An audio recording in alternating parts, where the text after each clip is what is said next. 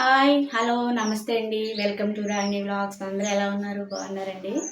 ఈరోజు వీడియోలో నేను కందతో మసాలా కర్రీ ఎలా చేయాలనేది ఈ వీడియోలో చూపిస్తాను. చాలా టేస్టీగా ఉంటుంది. అది ఎలా చేయాలో ఈ వీడియోలో చూద్దాం. ఈ కంద కర్రీ అయితే చాలా బాగుంటుందండి. అదిగోండి, కందని ముందుగానే చెక్కు తీసేసుకున్నాను. అలాగా చెక్కు తీసేయాలి. తీసేసి మనకు కావాల్సిన సైజుల్లో ముక్కలు కట్ చేసుకోవాలి. కట్ చేసుకుని వాటిని ముందు 2 సార్లు మంచినీళ్ళతో కడిగేసుకోవాలి. కడిగేసుకున్నాక ఈ వాటర్ ఏంటంటే మనం బియ్యం కడిగిన వాటర్ అండి అయ్యి. ఫస్ట్ బియ్యం కడుగుతాం కదా, ఆ వాటర్ వేసి దాంట్లో కొంచెం పసుపు ఉప్పు వేసి మనం 2 సార్లు కడుక్కున్న ఈ ముక్కలన్నిటిని అందులో వేసేసుకుని ఒక 2 నిమిషాలు ఉంచి శుభ్రంగా చేతులతో పిసికి పిసికి కడగాలండి. దానికి ఉన్న జిగురు కానీ ఆ దురద ఏమైనా ఉన్నా పోతుంది. కొంతమంది మజ్జిగలో వేసి కూడా కడుగుతారు. ఇలా కూడా కడగొచ్చండి. బాగా కడగాలండి వీటిని, ముక్కల్ని. దురద వస్తుంది అంటారు కదా, దురద రాకుండా ఉంటుంది. ఉప్పులో వేసి ఈ పసుపు ఉప్పు నీళ్ళలో వేసి శుభ్రంగా కడిగేసుకుని స్టవ్ వెలిగించుకుని దానిలోకి ఒక గిన్నెలోకి వాటర్ తీసుకోవాలి. తర్వాత మళ్ళీ అందులో వేసి కడిగాక మళ్ళీ 2 సార్లు కడుక్కోవాలండి. మన బియ్యం నీళ్ళలో వేసి కడిగాక మళ్ళీ ఇంకో 2 సార్లు కడుక్కోవాలి. కడుక్కున్నాక తర్వాత మనం లైట్గా కొంచెం పసుపు వేసుకుని, ఉప్పు వేయక్కర్లేదండి, పసుపు వేసుకుని అందులోకి ఈ ముక్కలన్నీ వేసేసి ఉడుకు రానివ్వాలండి. ఒక 70% ఉడకాలి. మూత పెట్టేసి ఒక 70% ఉడకబెట్టుకోవాలి. మనం దేనితోన్నా గుచ్చి ఓ పోర్క్తో కానీ దేనితోన్నా గుచ్చితే అది దిగితే సరిపోతుంది ఆ ఉడుకు. 70% దీంట్లో ఉడుకుద్ది, 30% మన కర్రీలో ఉడుకుద్ది. మరి స్మాష్ అయితే బాగోదు. అలాగే పెద్ద సైజు ఉల్లిపాయ ఒకటి తీసుకున్నాను, 3 పచ్చిమిర్చి తీసుకున్నాను.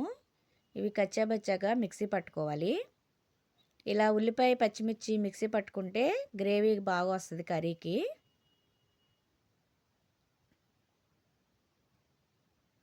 తర్వాత దానికి కావాల్సిన మసాలా చూద్దాము. 1 స్పూన్ జీలకర్ర, ధనియాలు కొంచెం, అలాగే కొంచెం చెక్క, 2 యాలకులు, 2 లవంగాలు తీసుకుని కాస్త వేయించుకోవాలి. ఇవి వేయించుకుని పక్కన పెట్టుకుని స్టవ్ వెలిగించుకుని కళాయి పెట్టుకుని అందులోకి ఆయిల్ వేసుకుందాం. కొంతమంది ఆయిల్ ఎక్కువ తింటారు, కొంతమంది తక్కువ తింటారు కదండి. ఎంత తక్కువ తింటే అంత మంచిది. ఆయిల్ అయితే తగినంత ఆయిల్ వేసుకుందాం. ఆయిల్ వేడెక్కాక మనం మిక్సీ పట్టుకున్న ఉల్లిపాయ పచ్చిమిర్చి పేస్ట్ని అందులో వేసుకుని బాగా దోరగా వేయించుకోవాలి. అందులోకి పావు స్పూన్ పసుపు కూడా వేసుకుని వేయించుకోవాలి. నా వీడియో ఫస్ట్ టైం చూస్తే సబ్స్క్రైబ్ చేసుకోండి. ఈ వీడియో నచ్చితే కనుక ఒక్క లైక్ ఇవ్వండి. అలాగే మనం వేయించుకున్న దినుసులతో వెల్లుల్లిపాయలు, అలాగే అల్లము చిన్న ముక్కలుగా కట్ చేసుకున్న 2 అంగుళాల అల్లం ముక్కలు తీసుకుని చిన్న చిన్న ముక్కలుగా కట్ చేసుకుని అవన్నీ కలిపి కొంచెం వాటర్ పోసేసి మిక్సీ పట్టుకోవాలి పేస్ట్ లాగా. తర్వాత ఉల్లిపాయలు వేగిపోయాక మనం ఉడకపెట్టుకున్న కంద ముక్కల్ని అందులోకి వేసేసుకోవాలి. వేసుకుని తగినంత గల్లులుప్పు వేసుకుని ఒకసారి తిప్పేసుకుని మూత పెట్టి మగ్గనిద్దాం. ఈలోపు మనము పేస్ట్ చేసుకుందాము దినుసులు, మసాలా దినుసులును, అల్లము, వెల్లుల్లిపాయ. అలాగే వాటితో పాటు 2 టమాటాలు కూడా మిక్సీ పట్టుకోండి విడిగా. 2 టమాటాలు తీసుకుని విడిగా మిక్సీ పట్టుకోండి. అవి వేరుగా, ఈ మసాలా వేరుగా. మనం మిక్సీ పట్టుకున్న మసాలా పేస్ట్ అందులోకి వేసేసుకుందాం. వేసేసుకొని పచ్చివాసన పోయేంత వరకు వేగనివ్వాలి. కాస్త మూత పెడదాము, ఆవిరికి మగ్గుతుంది.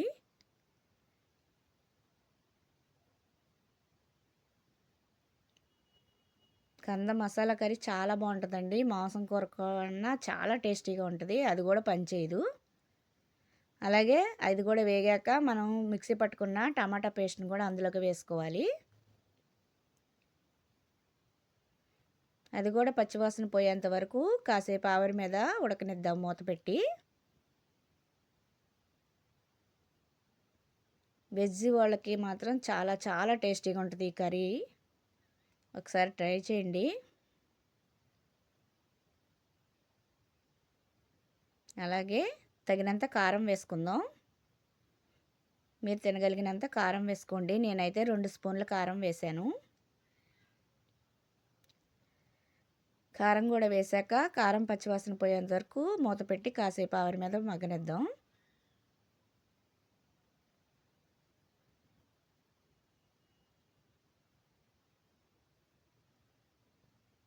మళ్ళీ మూత తీసి దానిలోకి ఒక అర గ్లాసు వాటర్ పోసుకుందాం.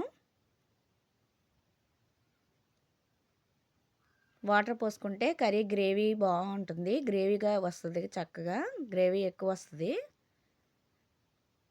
ఒక అర గ్లాసు వాటర్ పోసుకుని ఒకసారి కదిపేసుకుని మూత పెట్టేసుకుందాం. ఇంకా కూర ఆయిల్ తేలేంత వరకు ఉడకనిద్దామే, అయిపోయినట్లే.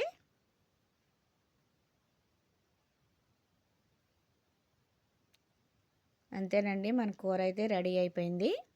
దీనిలోకి కొత్తిమీర, కరివేపాకు వేసుకుందాం.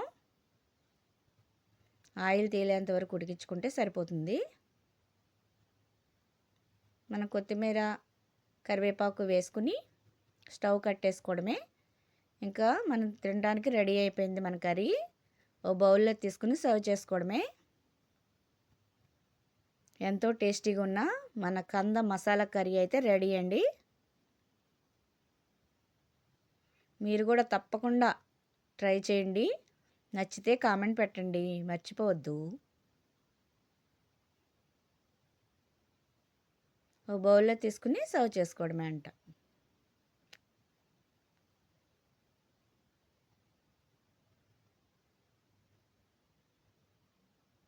ఇప్పుడు టేస్ట్ ఎలా ఉందో చెప్తానండి.